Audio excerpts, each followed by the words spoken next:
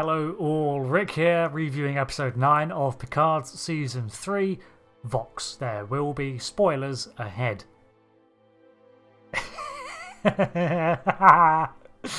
This episode featured the on-screen debut of the Enterprise NCC-1701F, the Odyssey class in all her glory. I'm tempted to do a video breakdown on that class, of course, now that we have seen her in canon, but I have done one already, so you let me know for sure. For now, it's just fantastic to see a design that has been orbiting canon for years finally get the introduction she deserves, replete with fireworks. And what's more, it is overseen, at least for this celebratory day, by a returning face, Admiral Shelby, who appears to be wearing 5-star pips, making her one of the few fleet admirals of Starfleet. Looks like her ambition did not end at captaincy and carried her all the way to the top. They draw attention to her history as the first anti-Borg specialist within Starfleet and call out the irony that she seems to have taken some inspiration in unveiling their fleet formation system, where all the ships are connected to operate as one unit. This system is quite possibly devised as a response to the repeated times Starfleet vessels are turned against one another, as the Protostar event in Star Trek Prodigy and the seizing of the Mars defence perimeter shows. We witnessed firsthand the pros that such synchronicity can bring back at the end of Season 2, when a fleet combined its deflector shielding to hold back a devastating energy surge from a transwarp conduit. This conduit's origin was left unanswered, as it was not from Jurati's Borg faction, so perhaps it was from the original collective. However, the flaws of this network are also highlighted soon after. The Enterprise F, fully incorporated into the lore at last. That makes me so happy, and I could spend this entire review just talking about this one Enterprise, but... Okay, so they need a vessel that is not networked to the Starfleet mainframe, very Battlestar Galactica of them, so aside from shuttlecraft, they're going to need an older ship, and the Fleet Museum has plenty. Thankfully, they have the head of the Fleet Museum with them, so they have their pick of the lot, but Geordi has a surprise for them. We knew from some references before the series that the Enterprise D had its saucer section retrieved from Veridian 3.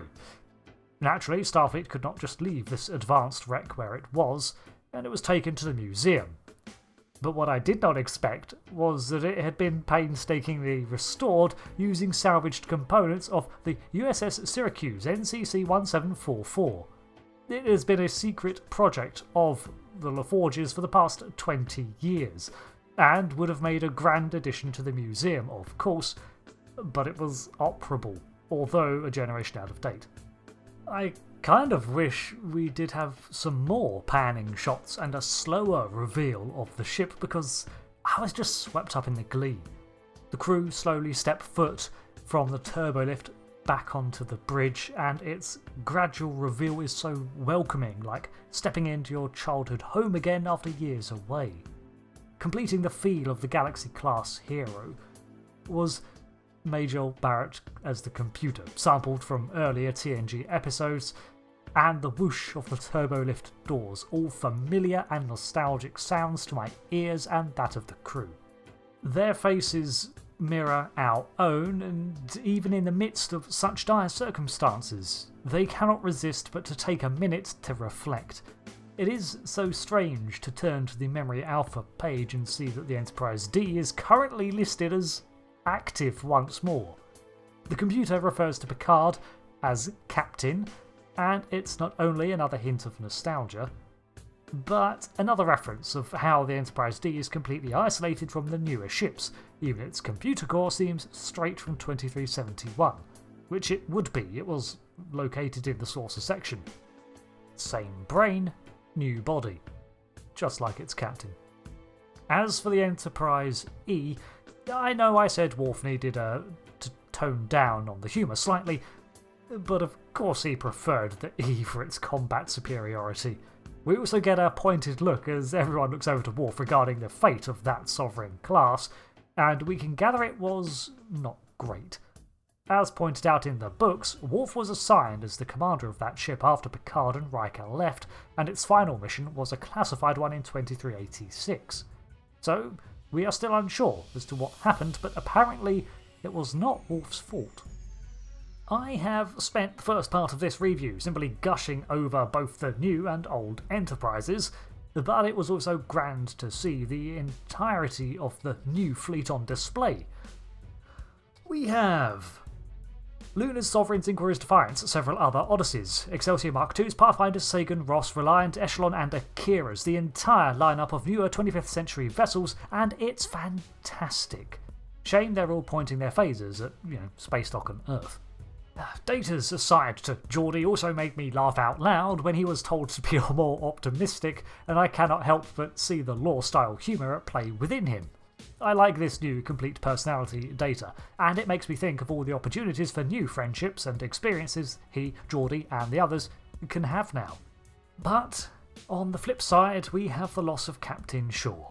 He passes on his ship, fighting to regain it, and his last action is to assign command to 7 of 9, calling her by her preferred name.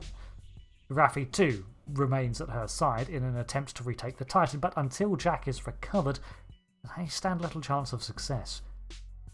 I liked Shaw's character. From the outset, he was this grouchy by the book kind of guy who delighted in bringing down Picard and Riker a peg or two at any opportunity. He had his flaws and biases, but they were drawn from his past traumas, and eventually he overcame them, recognising them in himself. The overall core themes are clear in this episode, drawn from the first part 2 and progressing into the finale. The older generation in ship's technology and characters has one last duty to perform in literally rescuing the younger generation who have fallen to the Borg. The newer ships are now under the control of those who should be the future of the Federation, so it falls to the old guard to free them. In the cases of the crew from TNG, they are literally now fighting for their children's futures, seeing them being pulled into this collective where free will is non-existent. This evolved assimilation through the Federation's own technology. I'm sure there is a social media analogy in there somewhere. The Borg's plan has been ages in the making, and the crew immediately jump to the suspicion that the Borg are in cooperation with these renegade changelings, which turns out to be accurate. It is an alliance that could have gone either way. The Dominion desire for control and unity would no doubt see the potential in the Borg, but likewise the Dominion does not broker rivals to their power, and the Borg are certainly that. But it sounds like these changelings, severed from their link, have reached out to an equally crippled Borg collective and hatched a plan. The one thing I'm a little vague on is why. Because as far as I can see, this plan only benefits the Borg. Unless the changelings were promised equal leadership among the resulting collective, or was Vadek's revenge motivation enough? This is the actual collective, not the Borg cooperative that Jurati was leading, but full-on, Delta Quadrant residing cybernetic aberrations Borg. I will admit a small amount of personal satisfaction at learning that the Borg assimilation process includes the alteration of biology to create some form of telepathic communicator. This is something I, and others, had assumed to be the case because of Picard's ability to still sense the collective even after being freed of it, and it feels like a fan theory coming true. The Iromodic syndrome was a side effect of his assimilation, and it has matured a regeneration to form into a natural biological hive mind in Jack. They also implemented Picard's remaining link into the transporter system so that anyone under the age of 25 who passed through one had this biological connector added to their parietal lobe. It does make me wonder why the changelings then were so adamant at avoiding the use of transporters themselves. Were they worried that they too would be part of this connection? It does make sense of Jack's vision when he saw the transporters in one of his fugue states. He was sensing the formation of that mental link. This desire to form connection has always been present in Jack Crusher and gives rise to a relatable sentiment in his outbursts. that people would be far less cruel to one another if everyone could just empathise and put themselves in the other's shoes. Jack spews his inner line of thought, entertaining the notion of enforcing that on others, but of course he caveats away from that dangerous line of thinking on realising that the Borg are emotionless. What Jack wishes for cannot be found in the Borg. Unfortunately, this also leads him to make the rash decision to confront the Borg Queen directly, and there is little that can be done to stop him when he can control others. His goal was to get answers and then overpower the Queen or something. It doesn't matter, everyone knew it was a bad idea, but he was acting on reckless impulse. The sight of the towering cube emerging from the not a nebula really captures the scale of these things. After all, they're supposed to be around 3 kilometers across. Once inside, he converses with a Queen whose face we never see, and the cube itself is eerily deserted of drones. We see a couple in the background, but they're inactive, and the corridors themselves look neglected. I wonder how desperate the collective is. The Picard tried to convey the severity of the Borg to Crusher, but despite the kid's bravado, he falls victim to the same fate as his father and is powerless against the collective. Locutus was the one who speaks for the collective, and the Queen names Crusher Vox, the spoken, the product of Locutus. And I love the analogy. To begin with, the title also refers to the demystification of the voices in Jack's head, but by the end it has taken on a new meaning.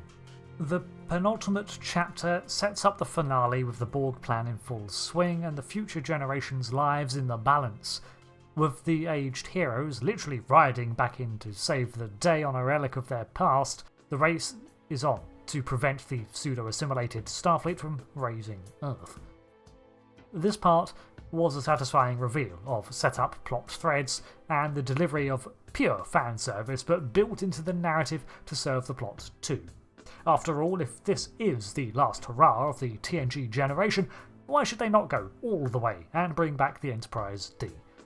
After all, it was the last member of the main cast they had not addressed, and it was good to see her back too.